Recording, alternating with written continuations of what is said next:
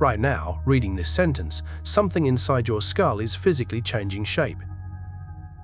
Not metaphorically. Actual physical structure, rewriting itself in real time. The same way it did when you were 6 years old, learning to talk.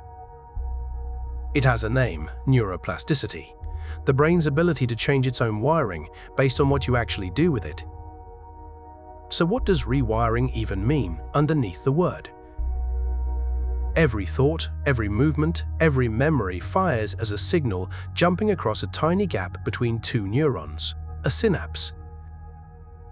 Fire that same signal again and again, and the gap gets easier to cross. Neuroscientists have a blunt way of putting it: neurons that fire together, wire together. But strengthening one path means something else is quietly happening at the same time. Connections you don't use don't just sit there waiting. They get pruned, fewer wires, but faster, cleaner signals down the ones that matter. Efficient, not sentimental. There's a coating too, called myelin, that wraps around a well-used connection like insulation on a wire, so a signal that used to crawl now sprints.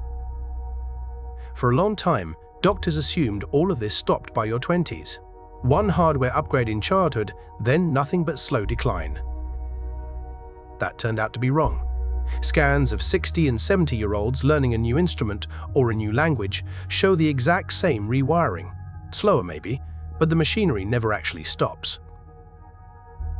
Which raises an obvious question. If the machinery is always running, what actually turns it on?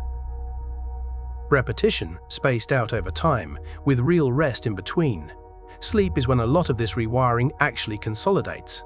One rep barely nudges a synapse. 1,000, spread across weeks, physically becomes a different brain. You don't need a growth mindset poster for any of this to be true.